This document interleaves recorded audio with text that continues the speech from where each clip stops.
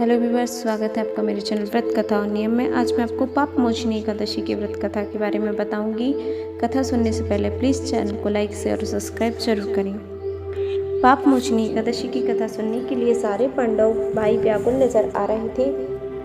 सबके सब कृष्ण जी के मुख की ओर देख रहे थे। थोड़ी देर तक शांत रहने के पश्चात कृष्ण जी बोले, हे पांडव बंधुओं, आपने जो पाप मोचनी एकादशी की कथा तथा पूजन विधि को जानने के लिए प्रश्न किया है, ऐसा ही प्रश्न मांधाता लोमेश मुनि से पूछा गया था। उस समय लोमेश जी ने जो उत्तर दिया था वह मैं आपको सबको बताने जा रहा हूँ। यह एकादशी चैत्र मास के कृष्ण पक्ष में रखी जाती है।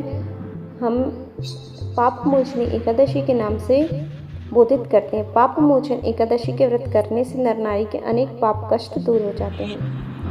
पाप मोचन एकादशी की व्रत कथा। कोई युग था कि वृंदावन के आसपास सारी अप्सराएं ही रहती थीं। उस वन में हर समय बहारें ही बहारें नजर आती थीं, पतझड़ जैसे कभी आई ही ना हो। उसी वन में मेघा मुनि का आश्रम था। मेघा मुनि बहुत बड़े शिव भक्त थे।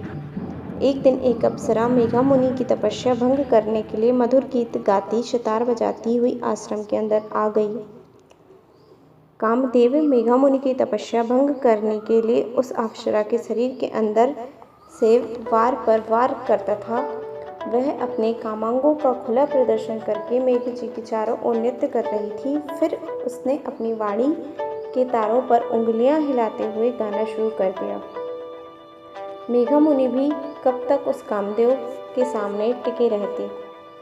उन्होंने अपनी आंखें खोलकर सामने नृत्य करती अप्सरा को देखा तो उसके सौंदर्य के सामने वे गर्म आग के समान रखी बर्फ की भांति पिघल गई। अप्सरा ने मुनिदेव की आंखों में चमकते काम को देखा तो उसके मुनि मेघा का आलिंगन शुरू कर दिया। अब तो मेघा मुनि की शिव भक्ति उस अप्सरा के कारण भंग हो गई थी। उन्होंने दिन रात के अंदर का कुछ भी ध्यान नहीं रहा। अब लंबे समय तक मेघा मुनि के आश्रम वह अप्सरा आती रहती। एक दिन अप्सरा ने मुनि से कहा, आप हमें अपने घर देवराज इंद्र के पास जाने दें। बहुत दिनों से हम आपके निकट रह रहे हैं।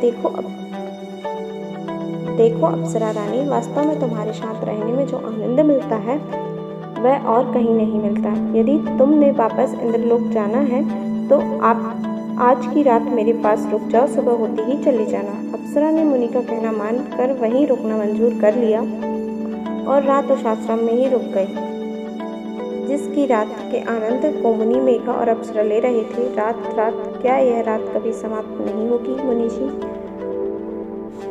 किंतु कब समाप्त होगी? जरा आप अपने मन से पूछ कर तो देखिए कि इस रात को कितनी समय हो गया है।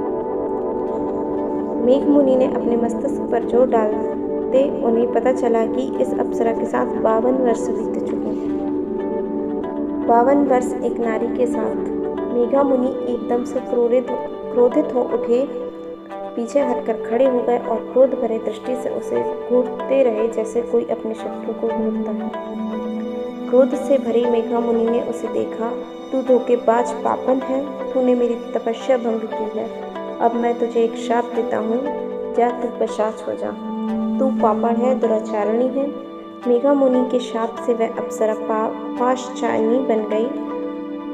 उसने मुनि जी के आगे हाथ जोड़ते हुए कहा, हे मुनिवर, आप मुझे इतना बड़ा दंड ना दें।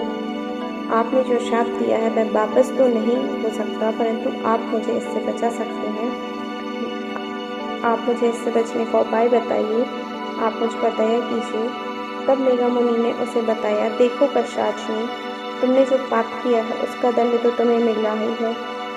अब इस जन्म से मुक्ति पाने का एकमात्र उपाय है चैत्र मास की कृष्ण पक्ष की एकादशी, जिसे लोग पाप मोचनी एकादशी कहते हैं, उस एकादशी का व्रत पूर्ण विधि से करके एकादशी व्रत का महत्व कथा पाठ सुनना, आपको पाशाचिनी जन्म से मुक्ति मिल जाएगी।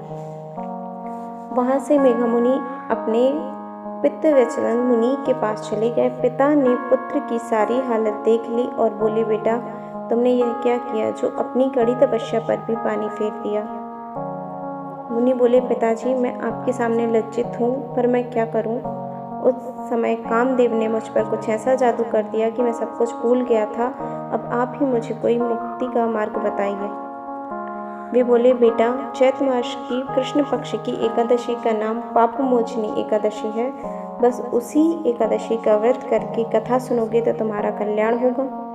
कृष्ण जी बोले, हे पांडव भाइयों, पापमोचनी एकादशी के व्रत और पूजा से सब पाप नष्ट हो जाते हैं।